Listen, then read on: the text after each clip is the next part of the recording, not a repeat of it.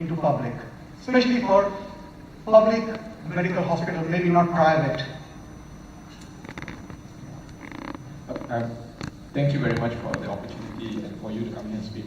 Congratulations on taking on the role as the Minister for looking after the Smart Nation. It's specific about Smart Nation.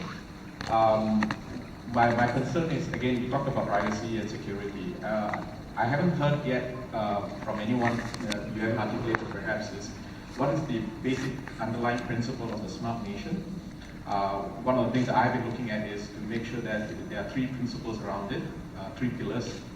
It is built securely from get-go, it is built on open standards from get-go, and there is an open source reference implementation of whatever is being built, so that we can always plug and play from whoever else wants to provide it. So do you have any thoughts around that? Because I think that's an important aspect if we want to go forward. Yeah. If you don't mind, I'll answer the questions in reverse. So your point, build securely. We believe that security has to be built ab initio, by design. Not create a system and then worry about plugging the holes. So yes, this is an important pillar. That's also why we've just created a cybersecurity agency. Because without security, all the other things are at risk. Your other point is on open standards. Yes, this is something I believe in. I sometimes have to push against resistance, but I believe in open standards.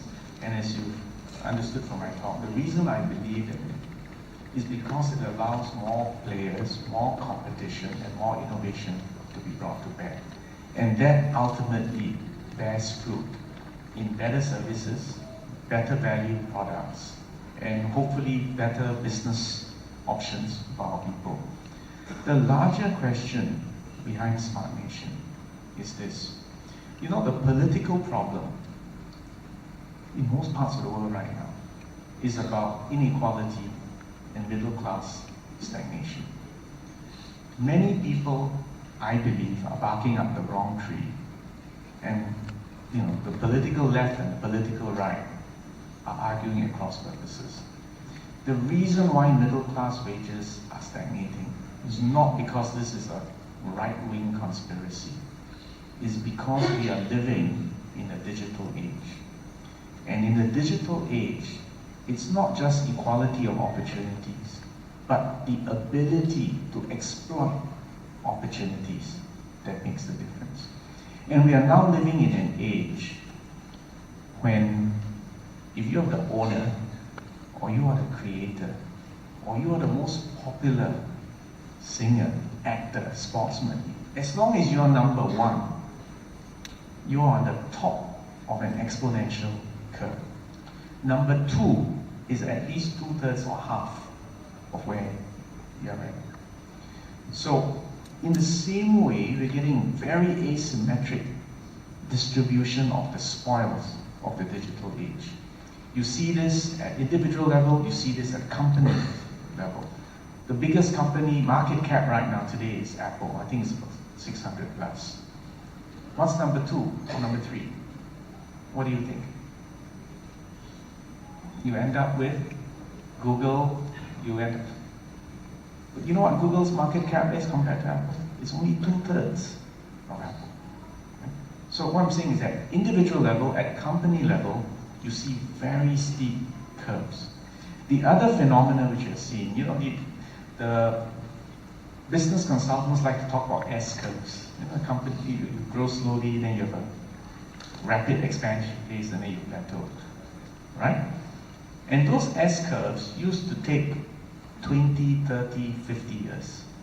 Well, guess what? Today, if you look at the S curves of the internet companies, you're lucky they're 10 to 20 years.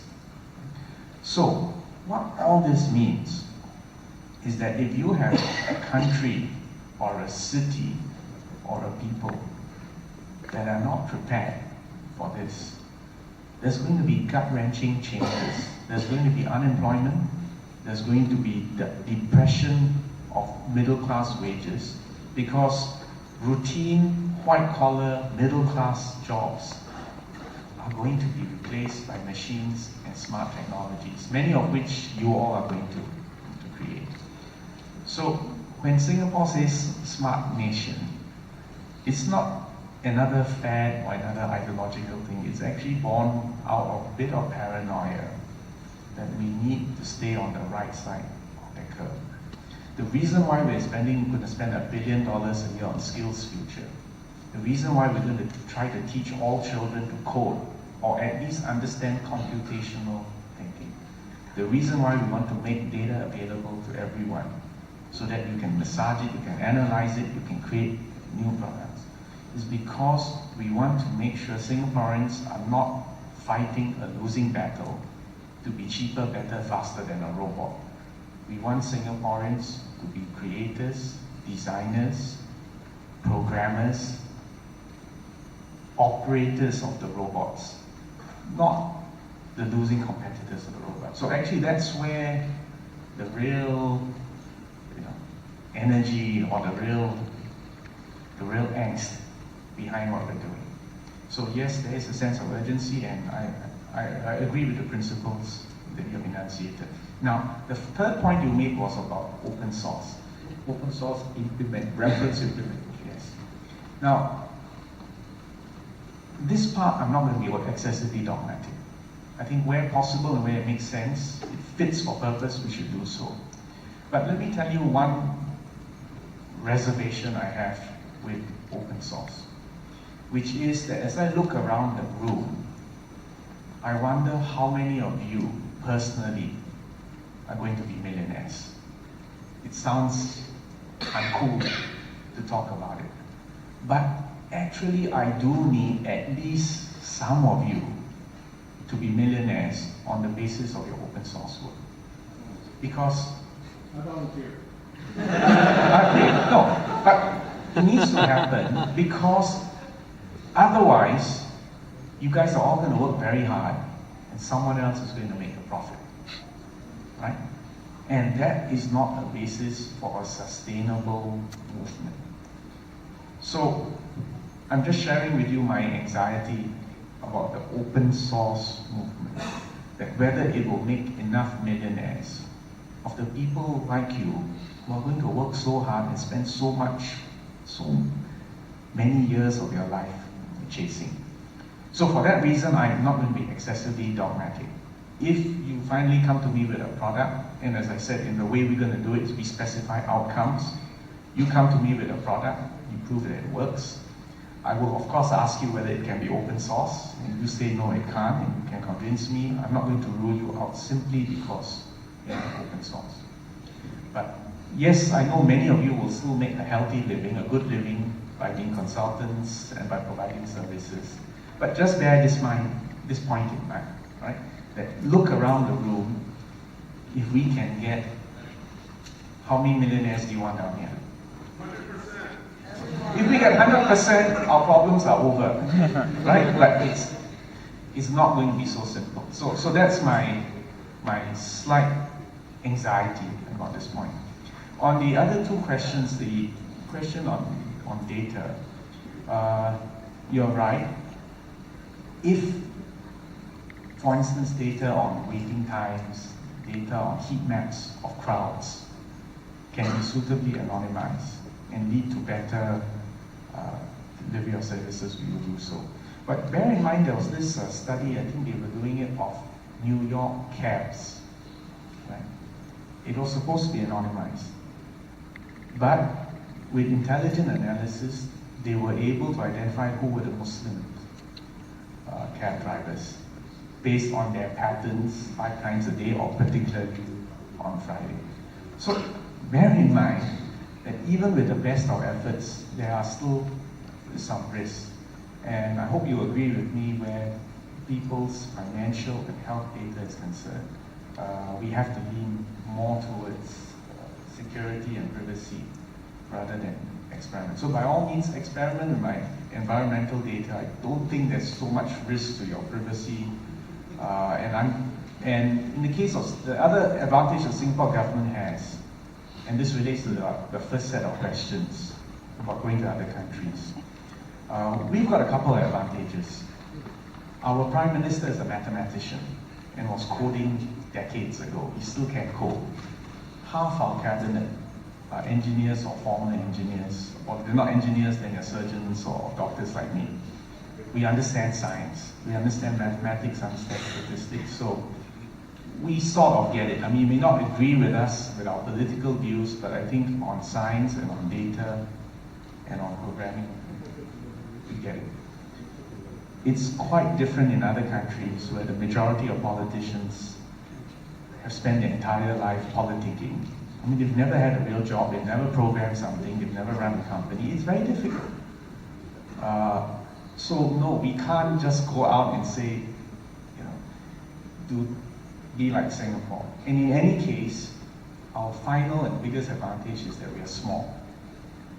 It's much easier to run a small place. I can sit down here and talk to all of you. I mean, it's very hard to do in a much bigger country. So the degrees of separation in Singapore, because we are small, is much less than 6.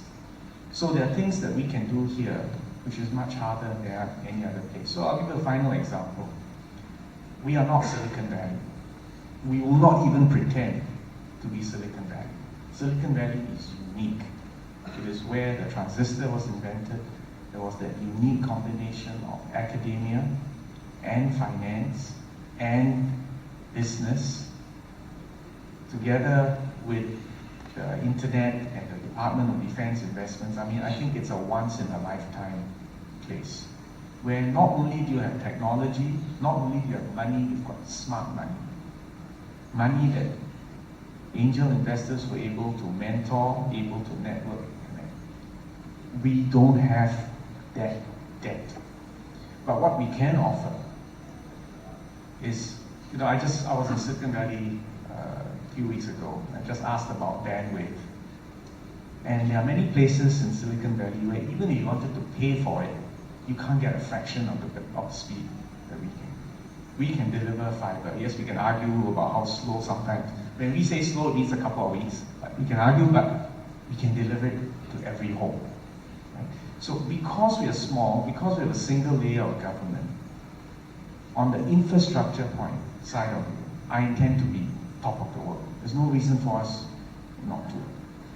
Then, having done that, we can then open up our data, open up our problems, open up our challenges worldwide and say, if you've got a solution that will solve healthcare, solve transport, solve business, whatever real world problem, proof of concept is in Singapore.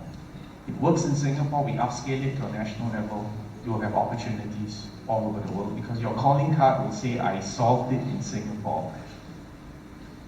Come to Singapore, see my product in action. Now, let's start talking about how it will work in countries which are far bigger, far more complex than Singapore. So, in other words, we cannot be the center of the universe, but we can be part of a global node of smart nations and smart cities, part of that value chain. As long as we can capture some of it for our people and for the friends of Singaporeans, I think we'll be all right. So I hope I've given you some idea of why we're doing what we're doing, and some idea of our strategy, and also hopefully convinced you that we're going about it in a deliberate, careful, and reasonable way, without hubris and without arrogance, and that it's a realistic plan. And finally, as I just want to emphasize again, I really want all of you to succeed. And because I think this goes far beyond just a preference or an ideology. I think many of the challenges that the world is confronting can be solved with the values that underlie the open source, open data movement. Because it is based on honesty, it is based on rigor, it is based on sharing, it's based on innovation. If we can do this and replicate it, we'll solve a lot of world problems. So thank you all again very much. I really, really wish you all the very best. Thank you.